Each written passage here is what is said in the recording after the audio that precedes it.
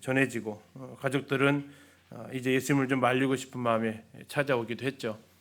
그러나 예수님께서 새로운 가족 관계를 말씀하시면서 육신의 형제 자매가 아니라 하나님의 뜻대로 행하는 자가 새로운 형제요 자매의 어머니라고 이렇게 가족 관계를 설명하시면서 3장이 마무리가 됩니다. 그 내용은 예수님께서 집에 계실 때에 있으셨다라고 이렇게 얘기를 하게 되죠. 아마도 가버나움 집이었을 것입니다. 오늘 마가복음 4장부터 이렇게 보시면요, 4장 1절에 예수님께서 다시 어디에 가셨습니까? 4장 1절 마가복음 보시죠. 어디로 가셨어요? 바닷가에 가셨다 이렇게 나와 있습니다. 바닷가에 가셨다. 가버나움이 바닷가랑 인접하고 있어서 뭐 그렇게 멀리 가시지 않아도, 오래 나가지 않아도 바로 이렇게 갈릴리 호수, 여기 나와 있는 바닷가는 갈릴리 호수를 이야기를 하고 있죠. 사람들이 너무 많이 모였습니다. 그래서 예수님께서는 배를 이제 바다 위로 띄우게 하시고, 사람들은 육지에 앉아 있고 예수님은 어디에 계시는 거예요? 네, 배에 올라 앉으셨다라고 이렇게 나와 있습니다. 그림을 한번 그려 보실까요? 사람들은 이렇게 해안가에 쭉 있고 예수님은 배를 타고 이렇게 말씀을 하시는 장면입니다. 머릿속에 그려지시죠? 자, 거기에서 무슨 말씀하셨냐면 주님께서 계속해서 이제 비유가 4가지가 등장을 하게 되는데요. 뭐 마태복음에도 나왔던 씨 뿌리는 비유가 이제 제일 먼저 여기에서 나옵니다. 마태복음에서는 13장에 나왔었던 내용인데 지금 이 마가복음에서는 이 비유만 모아놨습니다. 4장의 비유들만을 이렇게 모아놓은 상황이 되고요. 잘 아시는 대로 이 씨 뿌리는 비유에 4가지 종류의 밭이 나오죠. 길가밭, 돌밭, 가시떨기밭, 그리고 좋은 땅 이렇게 나오는데 자세히 보게 되면 좋은 땅의 종류가 3가지가 나와 있는 것을 볼 수 있습니다. 마태복음에서 잠깐 말씀드렸지만 8절에 4장 8절에 보시면 더러는 좋은 땅에 떨어짐에 자라 무성하여 결실하였으니 몇 배 맺는 밭이 있어요? 30배 맺는 밭이 있고요. 그 다음에요 60배 맺는 밭이 있고 그 다음에 100배 맺는 밭이 있었다라는 겁니다. 씨가 다른 게 아니라 씨는 동일하지만 그 밭들이 이렇게 열매를 맺는 밭이라 하더라도 다 동일한 열매를 맺는 게 아니라 열매의 이 비율이 많이 차이가 난다라는 거죠. 그래서 엄밀하게 말하면 예수님께서 말씀하신 씨 뿌리에 나오는 밭의 종류는 3개가 아니라 6개의 밭이 등장을 하는 거죠.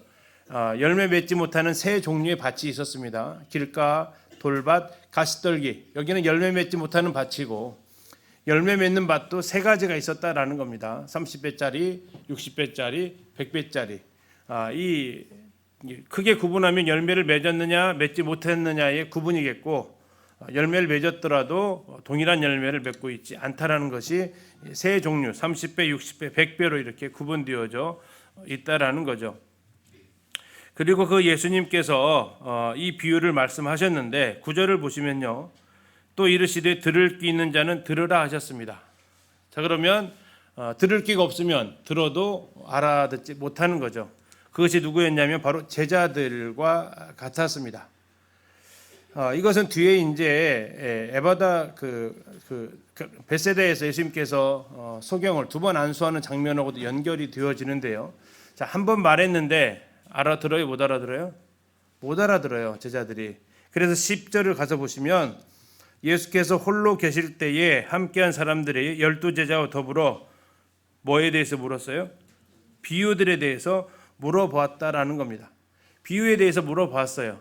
그러면 물어봤다는 얘기는 앞에서 이미 말씀하신 그 비유를 이해를 못했다라는 거죠. 그래서 그 이유를 지금 물어보고 예수님께서 거기에 대해서 비유를 설명을 해 주십니다. 그래서 14절부터는 거기에 대한 설명이 등장을 하면서 20절까지가 이 씨 뿌리는 비유에 관한 말씀들이죠. 아마 가장 비유 중에서 이해가 많이 들려졌던 비유일 겁니다. 길가는 새들이 와서 먹어버렸는데 그 새는 누구를 상징한다고요? 사탄을 상징한다라고 15절에 나와 있죠. 말씀이 길가에 뿌려졌다는 것은 이들을 가리킴이니 곧 말씀을 들었을 때 누가 왔다고요? 사탄이 즉시 와서 뿌려진 말씀을 빼앗아가 버렸다라는 겁니다. 이게 싹을 내기도 전에 이미 다 사탄의 몫이 되어버린 사람들이 바로 길가에 뿌려진 사람들의 밭의 유형이다라고 얘기를 하죠. 두 번째 밭의 특징은 뭡니까? 어디에 떨어졌어요? 자, 5절에 보니까 흙이 얇은 돌밭이라고 나와 있습니다.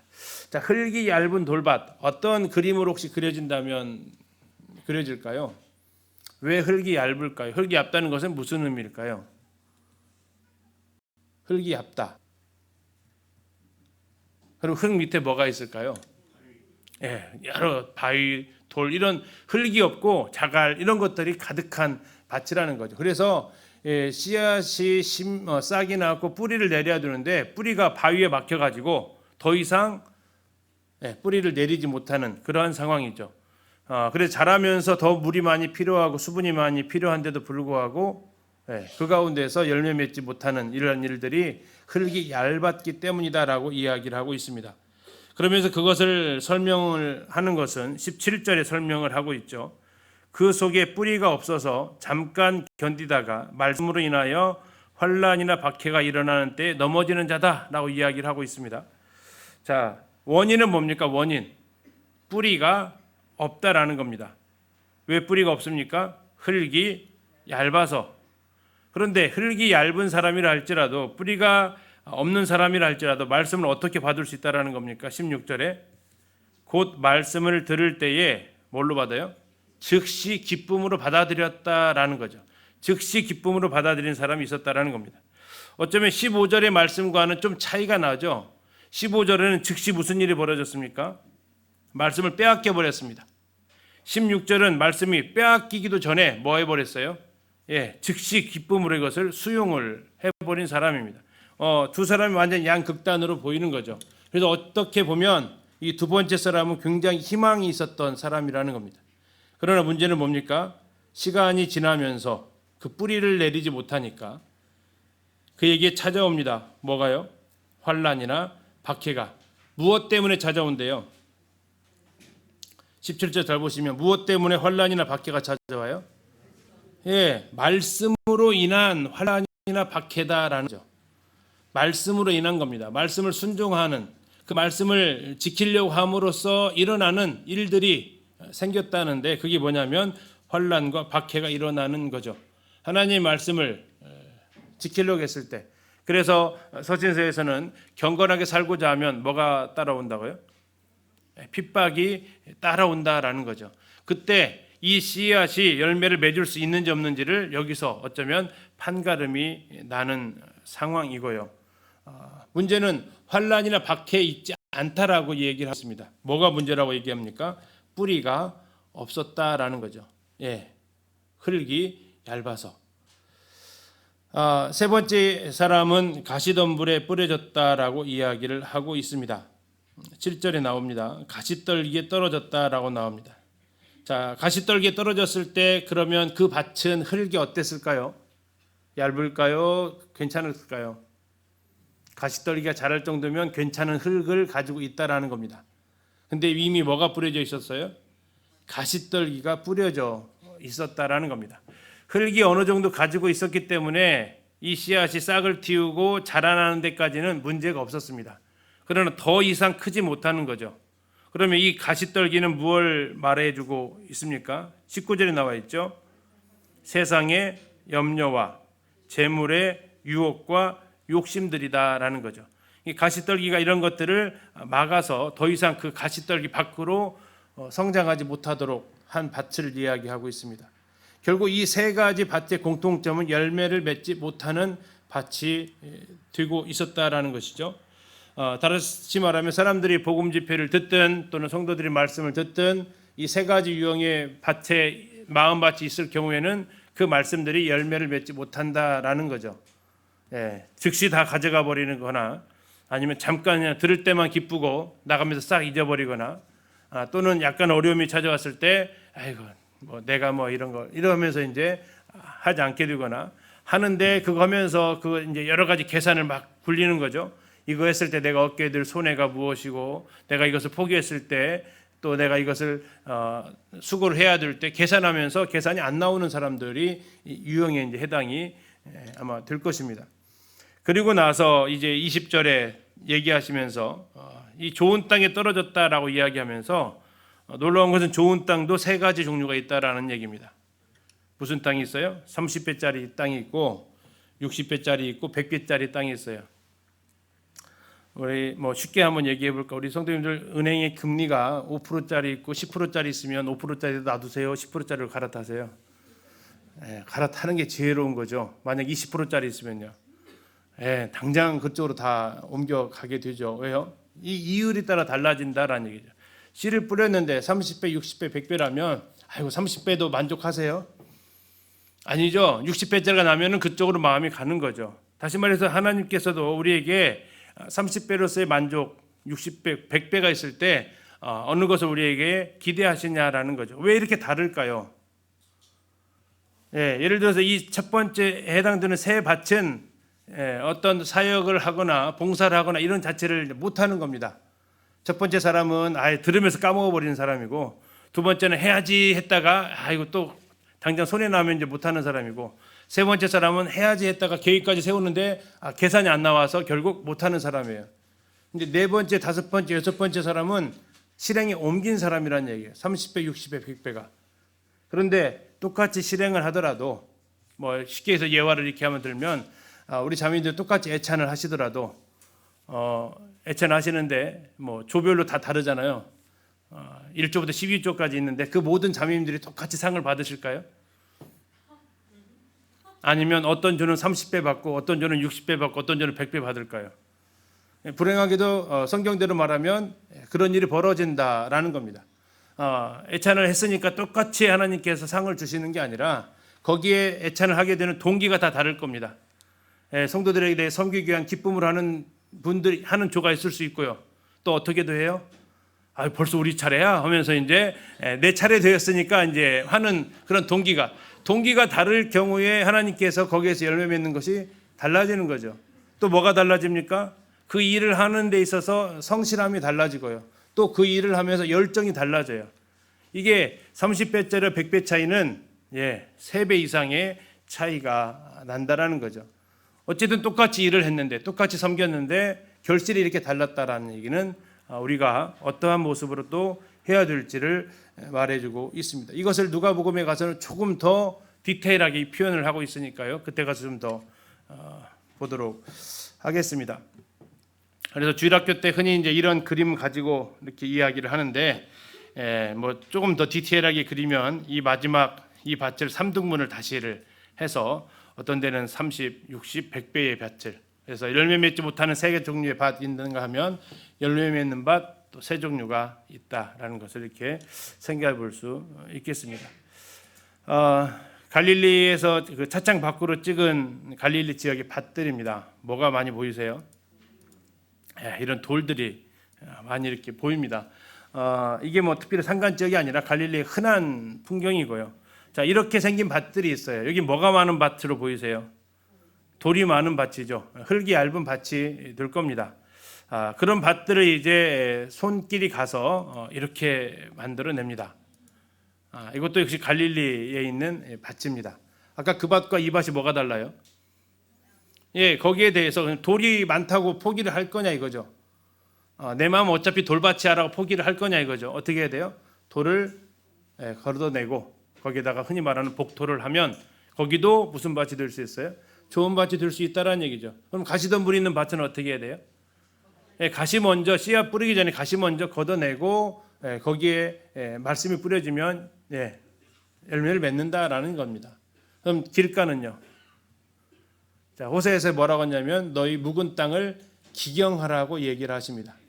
아예 묵은 땅은 씨앗 자체가 싹이 나지 못하게 들어가지 못하게 생긴다. 그 방은 어떻게 갈아엎으라는 거죠. 갈아엎고 밭갈이 하고 나서 뿌리면 된다라는 겁니다.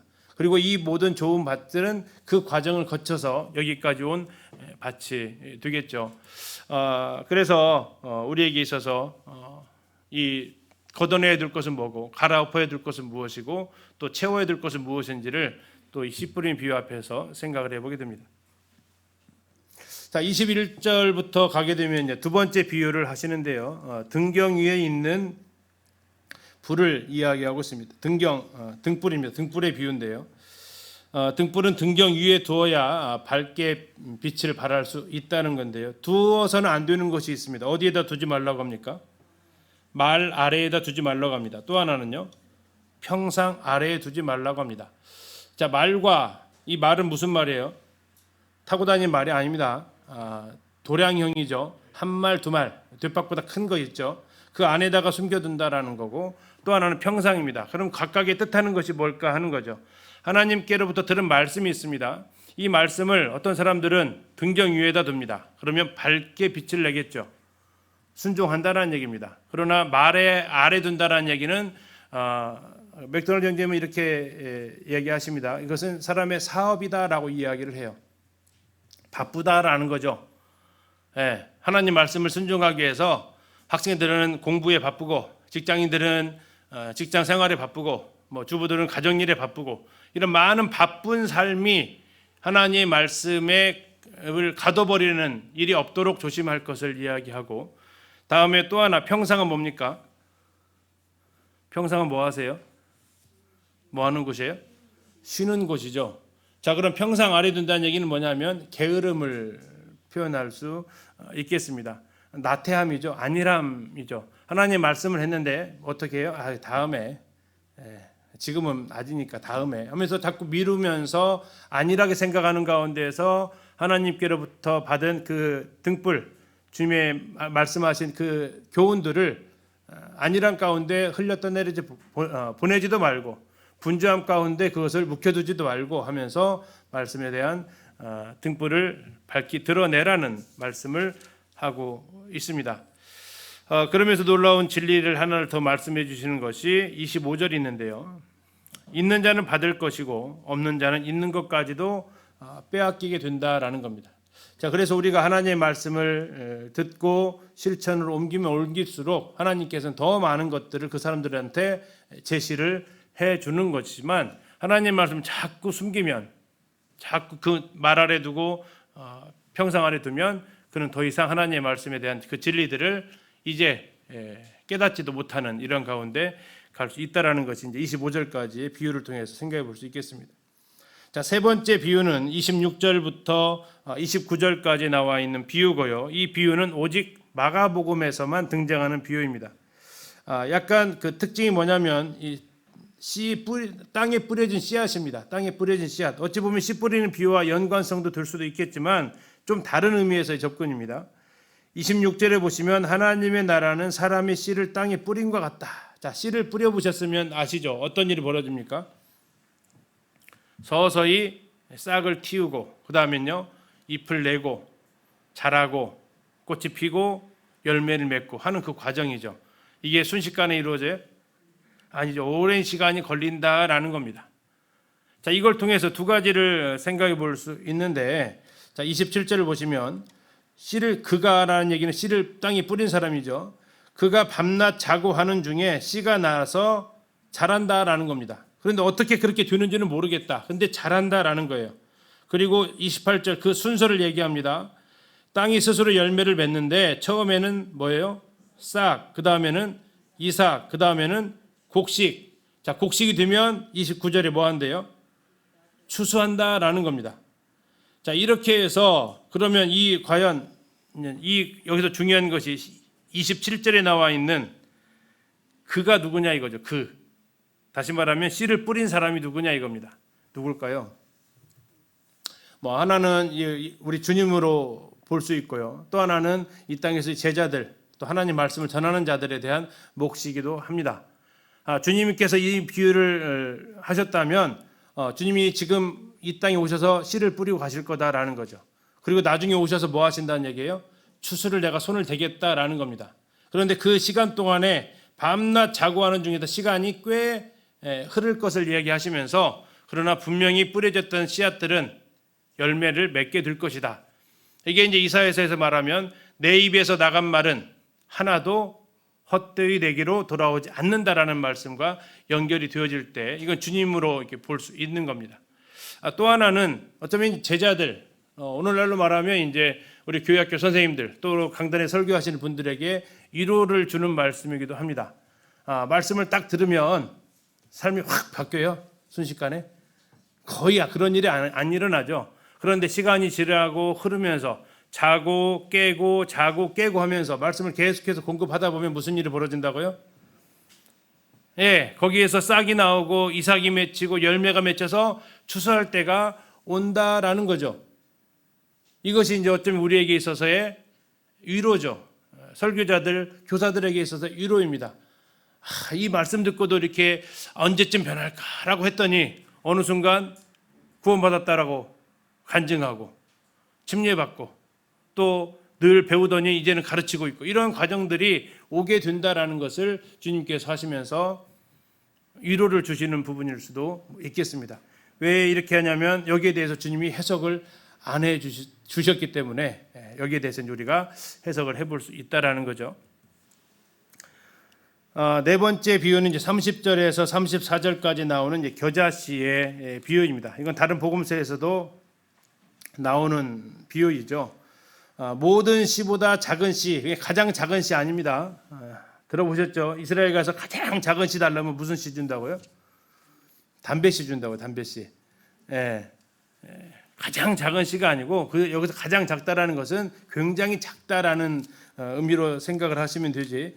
그래서 성지순례 초기에 가셨던 분들이 무조건 가가지고 가장 작은 씨 주세요 해가지고 사오셨잖아요. 그래서 어느 교회 그 게시판에도 붙여놨거든요. 겨자씨 해가지고. 그러면 이게 겨자씨인지 아닌지는 어떻게 하면 알아요? 심어보면 알죠. 심었는데 겨자가 안 맺히니까 바로 이제 속았다라고 했죠. 속았다. 여행객이라고 속였다. 속인 게 아니죠. 그분은 정직하게 가장 작은 씨를 달라고 하니까 가장 작은 씨를 줬죠. 차라리 무슨 씨 달라고 했으면 됐어요? 겨자씨 달라고 했으면 좋을 텐데 가장 작은 씨 달라고 했다가 겨자씨 아닌 담배씨를 심어서 거두는 이러한 오해를 하게 됐죠.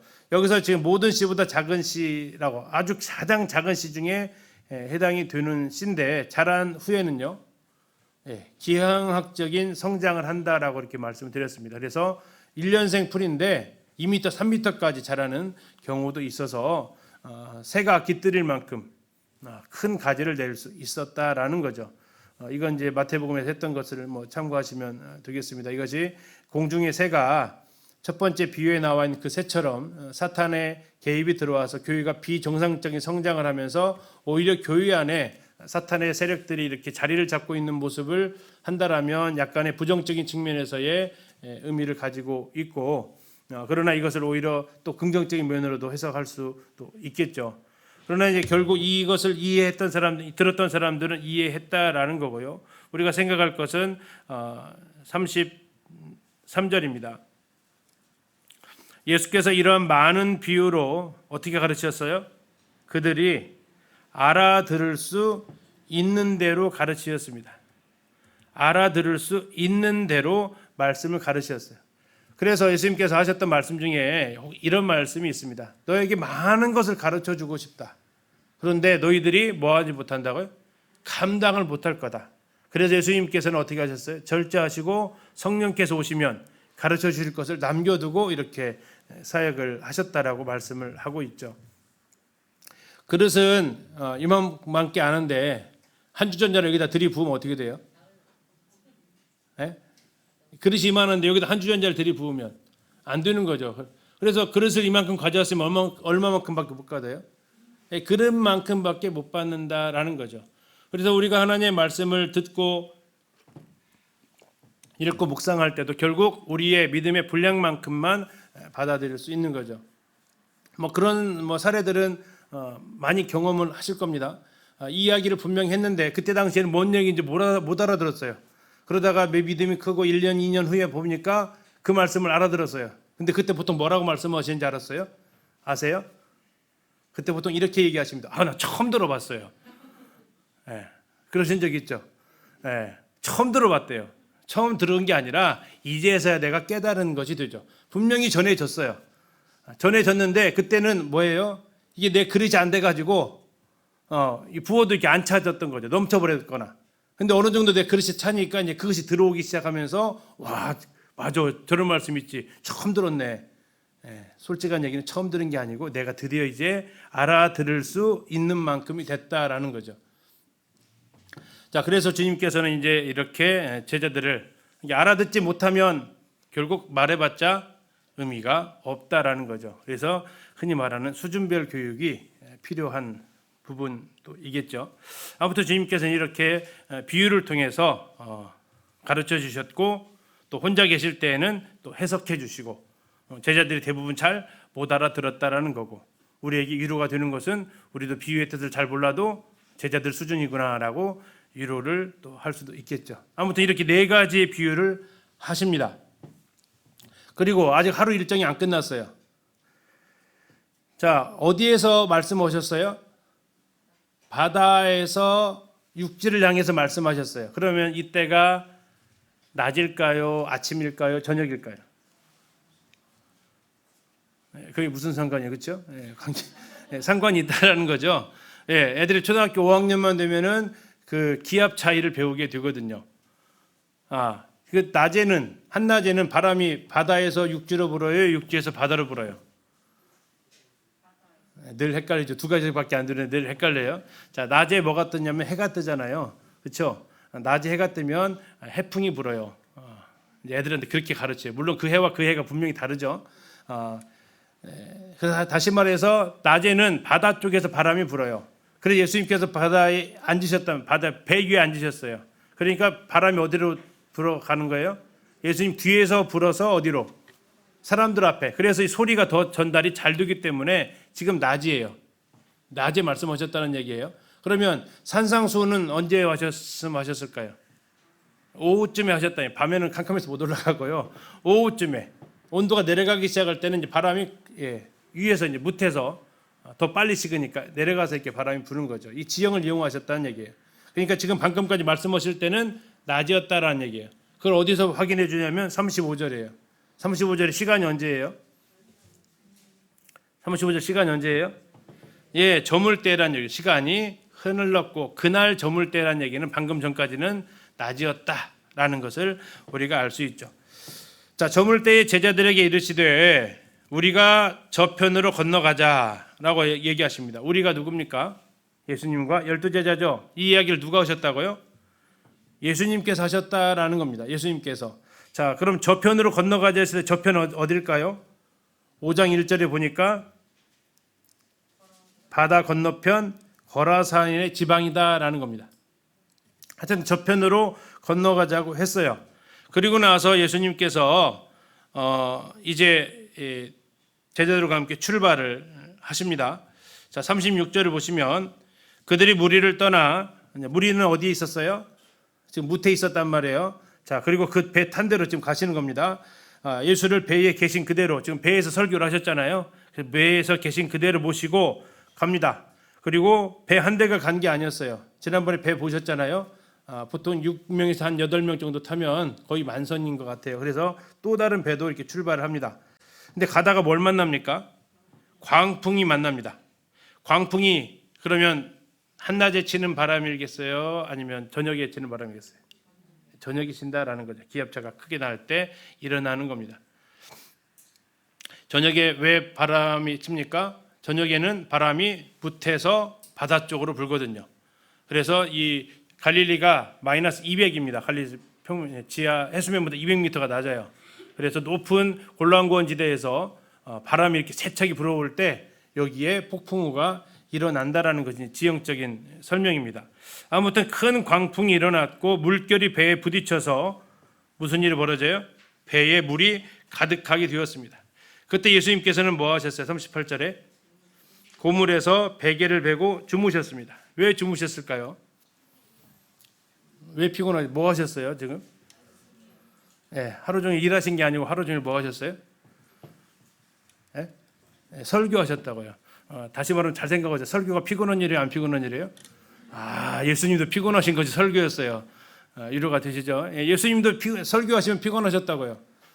예수님이 주무실 정도로, 어떻게 주무실 정도로, 이 풍랑이 일어나도 깨어나지 않을 정도로 지금 피곤하셔서 주무셨다라는 거죠.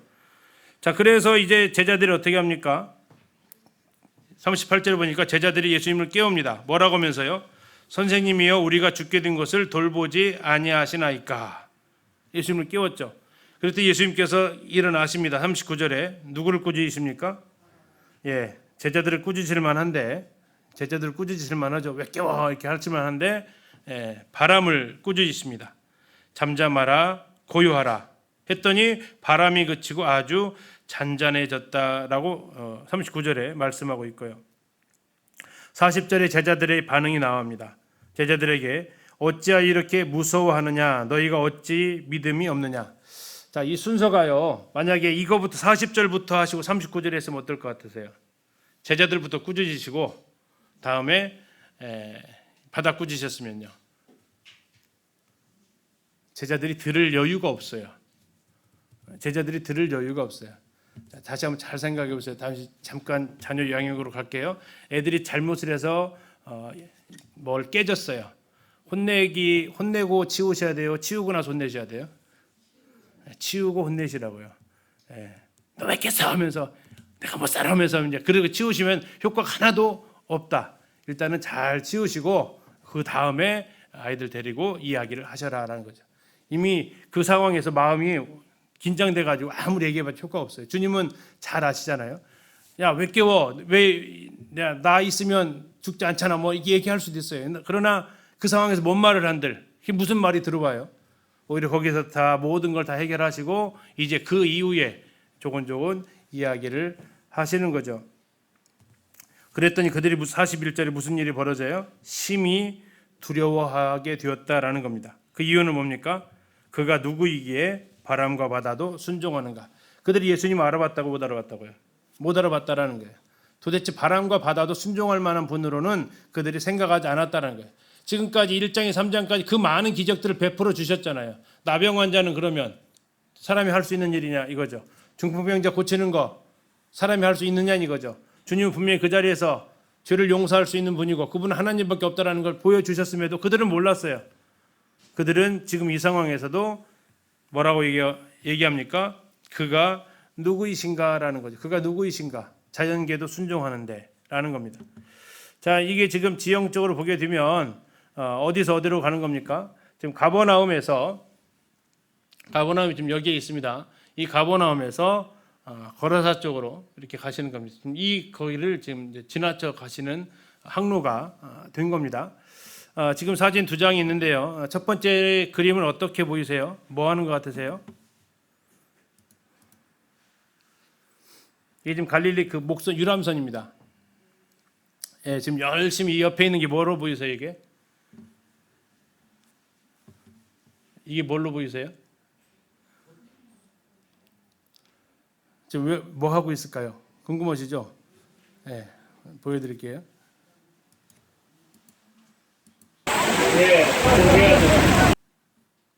자, 2020년, 네, 2020년이죠, 맞죠? 네, 2020년에 갈릴리 호수를 아침에 유람선을 탔습니다. 아침에 타면 바람이 어디서 불어요? 육지에서 바다로 붑니다. 아직은 이렇게 온도 자체가 해가 떠야 바다에서 불어오니까요. 무엇이 일어날 수 있는 가능성이 있어요? 풍랑이 일어날 수 있는 가능성이 있다라는 겁니다. 그리고 이때가 어느 때 시점이냐면 제가 갈릴리 선상에서 설교를 했던 타이밍이었어요. 무슨 설교를 했냐면 이 설교를 했어요. 우리 삶에 광풍이 찾아오는 이유 하면서 설교를 했는데 끝나고 바로 이 일이 벌어졌습니다. 잠깐 보실게요. 지금 선상 잠시만요. 제 스피커를 켜서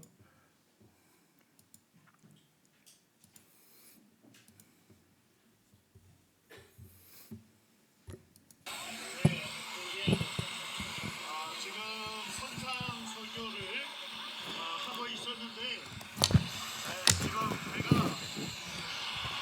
엄청나게 비가 갈릴리 바닷가에 폭풍이 일어나고 있습니다. 지금 바람이 부는 겁니다. 저 놀라 당황하는 모습 보세요. 이 갈릴리 바닷가에 폭풍이 칠 때 주님께서 이 폭풍을 잠재우시고 제자들을 안심시키셨다. 안전하게 이 갈릴리 바다를 건너게 하셨던 우리 주님을 이 시간 기억하게 됩니다.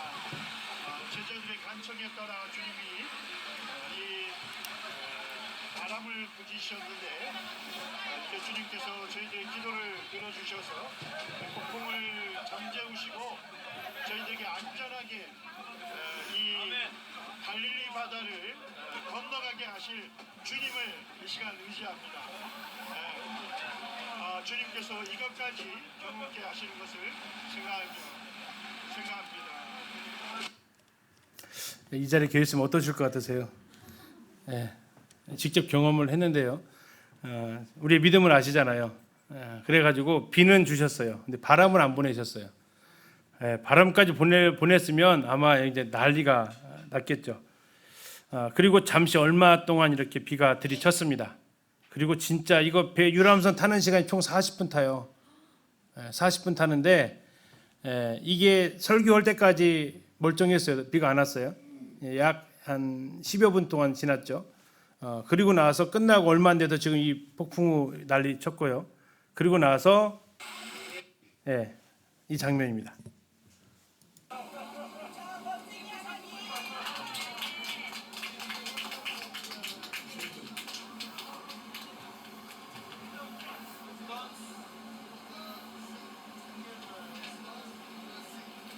언제 그랬냐는데 진짜 청명한 하늘이다. 자, 파란 하늘 보세요.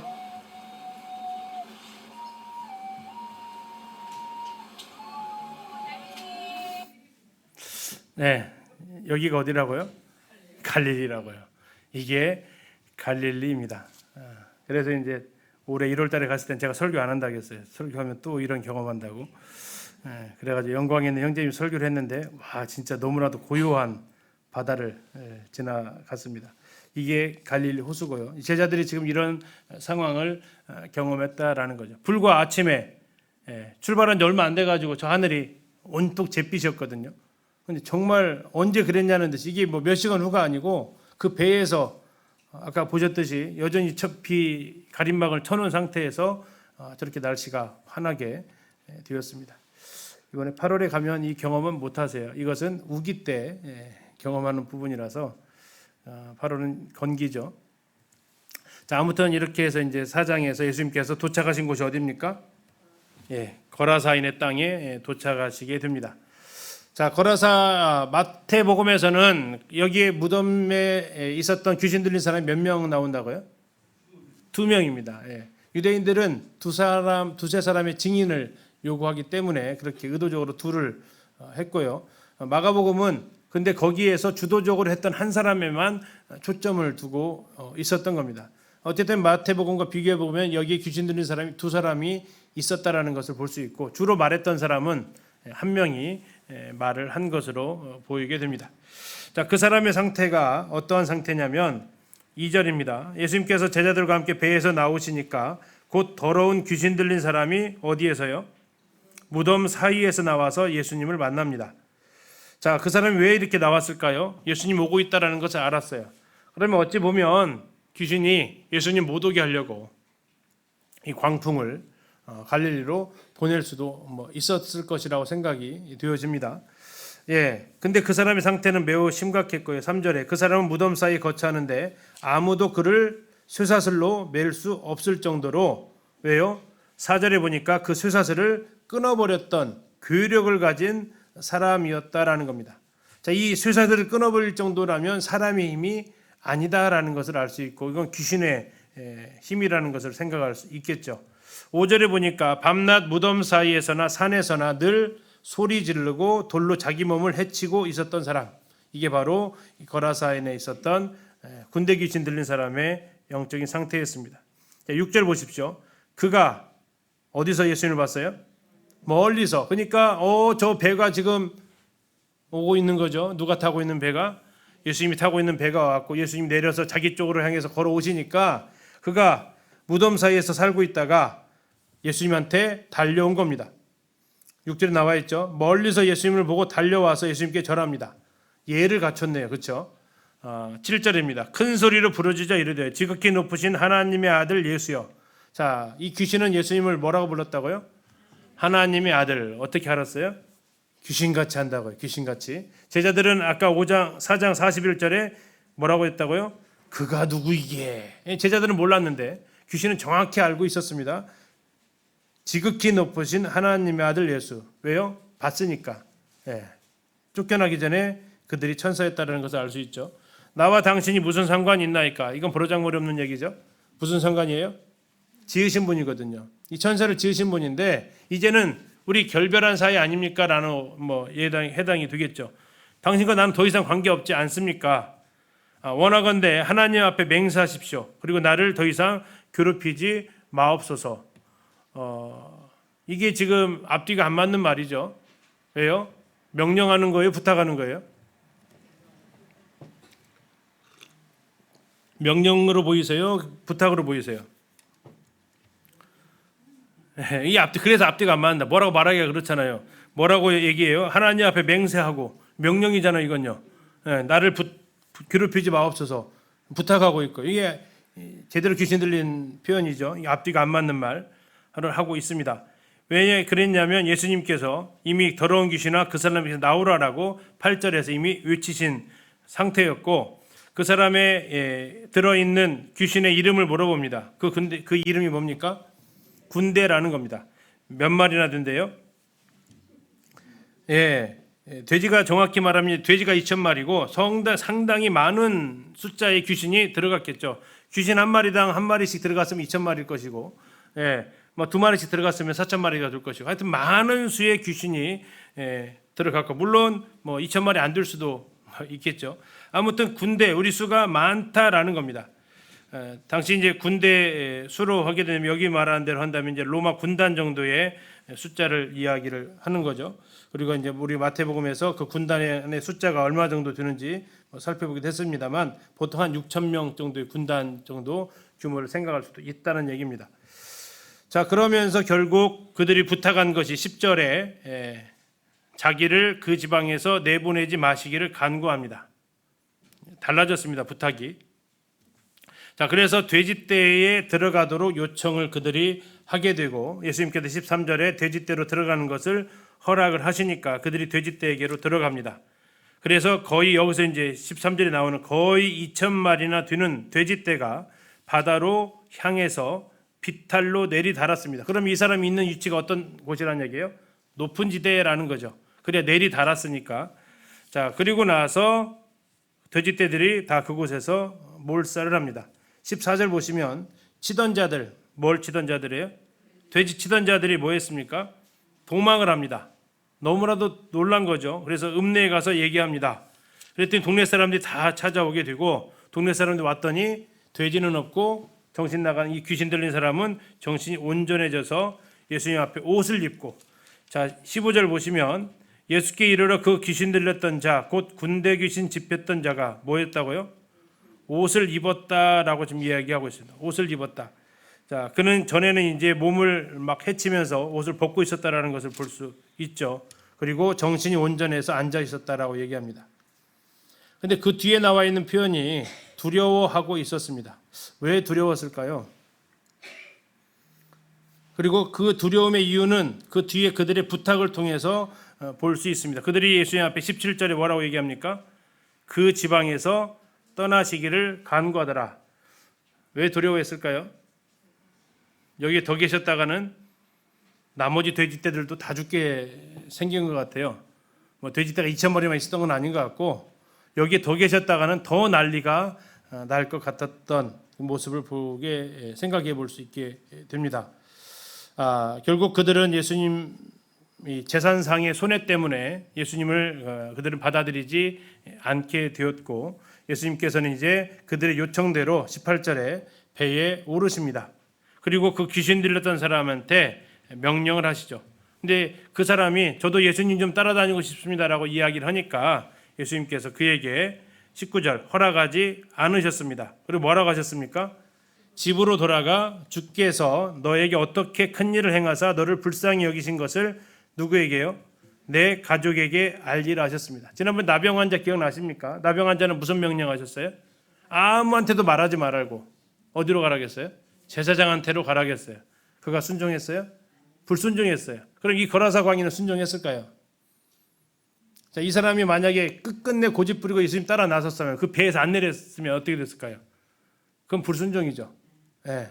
예수님을 따른다라는 조건으로 배에서 그냥 죽이기 전에 안 내려 막 이러면 뗐으면 이건 불순종이에요. 근데 그가 어떻게 했다고 나와 있어요? 20절에 그가 가서 예수께서 자기에게 어떻게 큰 일을 행하셨는지를 누구한테요? 데가볼리에 전파를 했다라는 겁니다. 데가볼리가 10개의 도시라는 뜻을 가지고 있어요. 데카가 10, 볼리는 폴리스. 10개의 도시에 가서 모든 사람한테 이 사실을 알렸다라는 겁니다. 다시 말하면 그는 상당히 이 데가볼리의 유명한 귀신 들린 사람이었겠죠. 가족을 넘어서 어디까지 갔어요?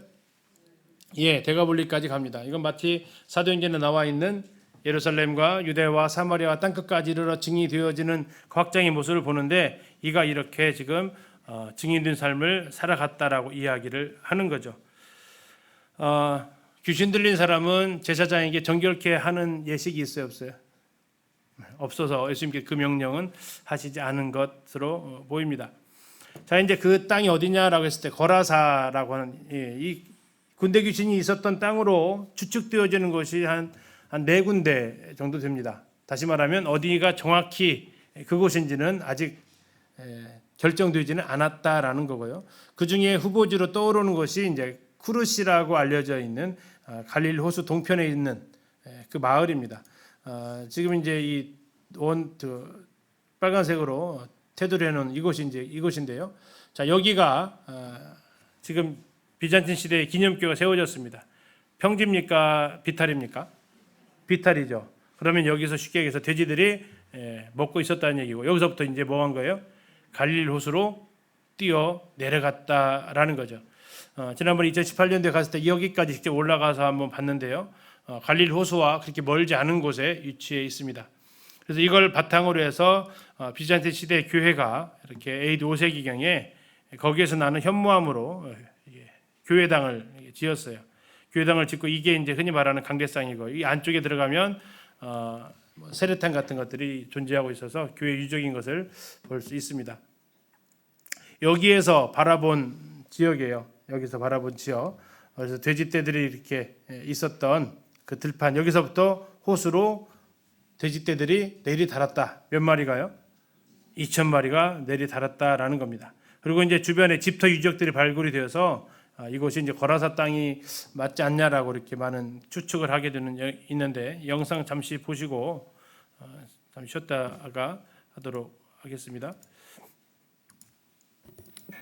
지금부터 1600~700년 전만 해도 이곳의 아름다운 거라사. 무선 마이크 좀 켜보세요. 그런데 켰어요? 마귀가 돼지떼기로 들어가서 이제 바닷가로 몰살한 그 기념 교회인데 이것이 소리 밖으로 안 나가는 것 같은데. 한참 동안 묻혀 있다가 70년대에 도로를 뚫다가 이곳이 발견되면서 이렇게 드러났습니다. 그렇군요. 야, 굉장히 규모가 큰데 크고요. 이게 또 비잔틴 시대 때 대표적인 문양이고 또 밑으로 내려가 예, 보면 지금 이쪽에 보이는 데가 이제 갈릴리 호수입니다. 교회가 지어졌는지 모자이크가 잘 돼 있고 그렇죠. 비잔틴 시대의 특징이 또 모자이크라고 그렇죠. 박사님께서 설명해 주셨잖아요. 네, 그런 모자이크를 또 또 이 확인할 수 바닥이 저렇게 그 돌을 깎아서 아름답게 이 바닥도 만들었고 네. 참 감사해요. 지금 이 교회의 기능이 끊겼지만 네. 2000년 전에 이렇게 드리던 비잔틴 시대 때에 그렇죠. 천수백 년 전에 그 예배터가 다시 우리에게 이렇게 알려지게 됐고 네. 야 정말 규모가 그때 당시 열악한 상황 속에서도 보시죠. 아까 일부 이제 모자이크도 보였는데 정말 이것에 보면 능력이잖아요. 예수님께서 군대 마귀를 나가라 하니까 군대 마귀가 차를 나에게 돼지떼에게로 가게 해달라. 한 1500년 된 모자이크 그 바닥입니다. 신앙과 이적을 따라서 네. 아름다운 모자이크가 전 그 바닥에 네, 바닥에 여기 이게 뭐 이게 보이네요. 보이면요. 마치 네. 카페트를 어, 걷는 듯한 그렇게 아주 막 정교하게 만들어낸 정교하죠. 카페트를 밟고 있는 듯한 느낌이 그렇죠. 들겠네요. 네. 지금 이제 발굴을 통해서 많은 이거 이제 재단이죠. 이런 재단들 보면 지붕이 둥그렇게 돼 있고 네. 이게 아마 비잔틴 시대 때의 이 대표적인 교회의 모습을 보지 않나 이게 네. 생각이 되고 시대는 이제 천수백 년을 건넜지만 이 교회에서 예배하는 마음은 네. 예나 지금이나 변함이 없다. 네, 그렇군요. 돌들이 전부 다 현무암으로 되어져 주변이 이제 있습니다. 화산으로 이렇게 형성된 곳이라 네. 대부분의 돌이 우리 고라실에도 한번 봤죠. 네, 약간 예. 검은 빛을 띠고 예, 있는. 검은 네. 현무암으로 네. 이렇게 괴를 짓고 있고 네. 또 하나 안타까운 것은 이곳이 이제 교회가 관리하지 못하고요. 아, 이제 잊혀졌다가 네. 이스라엘 고고학 당국에서 발견이 되면서는 이것이 이제 더 이상 예배차가 아닌 고고학 네. 이제 국립공원입니다. 아, 국립공원으로 현재는 사용이 네. 되고 있군요. 뭐 그렇지만 뭐 들어가서 우리가 예배하고 찬양하는 데는 네. 크게 문제는 없고요. 네. 이제 자, 귀신 그런데 들어오면 있었던 다시 이해 지역이죠. 장소를 보는데 네. 이 중턱에 네. 아마 그 군대막이 들린 네. 그 아마 분이 여기 있었나 봐요. 어. 이곳에서 이제 예수님의 능력으로 네. 쫓겨날 때에 네. 나를 그냥 쫓겨내지 말고 어. 이 돼지떼에게로 아마 이곳에서 아마 돼지를 키웠던 싶어요. 그럼 돼지들이 비탈길을 따라 내려가던 그 몰살한 곳이죠. 이것이 이제 올라가게 되면은 역시 이제 바닥이 비잔틴 시대 때의 모자이크와 비잔틴 시대 때의 이 그 아주 그 규모 있는 네. 하나의 기념 교회가 네. 서섰다가는 것이고 이곳에 올라가면 아까 조금 전에 보셨던 대로 갈릴리 호수가 조금 더 잘 보입니다. 네. 아마 이곳에 가게 되면 특히 한여름에 여기까지 올라왔다 가야 되기 네. 때문에 네. 저곳에 그런 곳이 있다 그러면 그래요 그리고 내려가는데 네. 우리가 제가 이제 이 위까지 올라가서 네. 자세한 모습들을 이렇게 하나씩 네. 보여드리고 있습니다. 네, 여기 또 모자이크로 된 바닥이 또 보이고요. 자그마한 채플이 있고 네. 또 비잔치 시대 때 특징적인 십자가 모양 이러한 모양이 되게 자 보시죠. 저 호수로 갈릴리 호수입니다. 네. 또 이렇게 갈릴리 호수의 모습이 한눈에 또 들어오네요. 이렇게 그렇죠. 올라오니까요. 네. 예. 주일 학생들은 이럴 때 혹시 무슨 질문하는지 아세요? 그 돼지 2,000마리 어떻게 다 꺼냈어요? 이렇게 걱정이죠. 예. 그 한두 마리도 아닌 2,000마리나 되는 돼지떼가 어떻게 됐을까? 그 걱정을 하는 아이들도 있더라고요. 아무튼 이렇게 하면서 이제 거라사에 있었던 그 군대 귀신 들렸던 사람도 주님께서 귀신을 내어 쫓으시고 온전케 하시는 것이 이제 20절까지가 되겠습니다. 그리고 더 이상 그들이 예수님을 용납하지 않으니까 예수님은 다시 배 타고 오시게 되는 것이 이제 21절부터 나와 있습니다. 10분 쉬었다가 15분에 내용 이어서 같이 하도록 하겠습니다. 어쨌든 이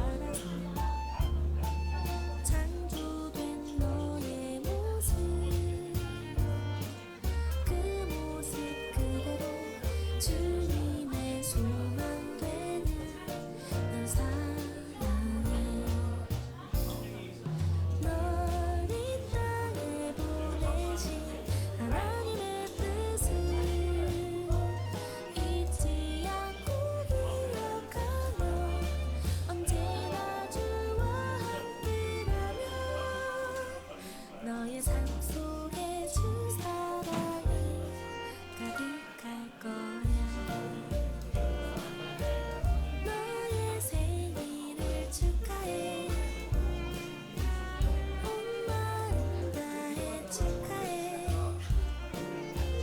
태어나셔서 고마워. 정말 축하해.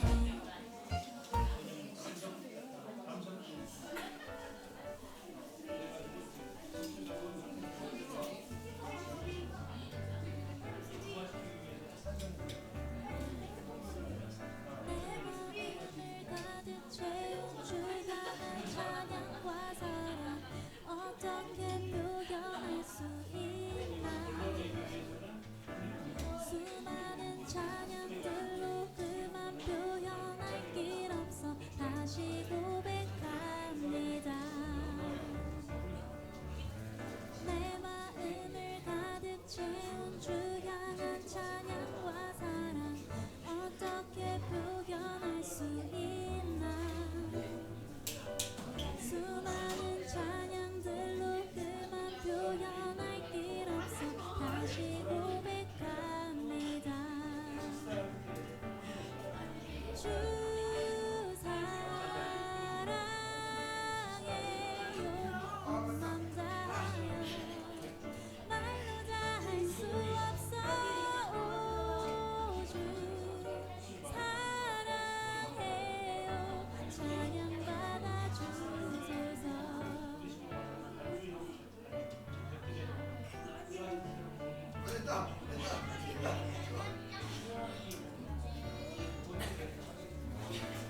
수많은 멜로디와 찬양들을 들렸지만 다시 고백하기 원하네. 주님은 나의 사랑 삶의 중심 되시오니 주를 찬양합니다. 주 사랑해요. 온 맘 다하여 말로 다 할 수 없어. 오, 주 사랑해요. 찬양 받아 주소서. 주님 사랑 다시 고백하는 새날 주심 감사해요. 주님 사랑 다시 고백하는 찬양 주심 감사해요. 주님 사랑 다시 고백하는 새날 주심 감사해요. 주님 사랑 다시 고백하는 찬양 주심 감사해요. 주님 사랑 다시 고백하는 새날 주심 감사해요. 주님 사랑 다시 고백하는 찬양 주심 감사해요. 사랑해요. 주 사랑해요. 온 맘 다하여 말로 다 할 수 없어. 오, 주 사랑해요. 찬양 받아 주소서. 주 사랑해요. 온 맘 다하여 말로 다 할 수 없어. 오, 주 사랑해요. 찬양 받아 주소서. 찬양 받아 주소서.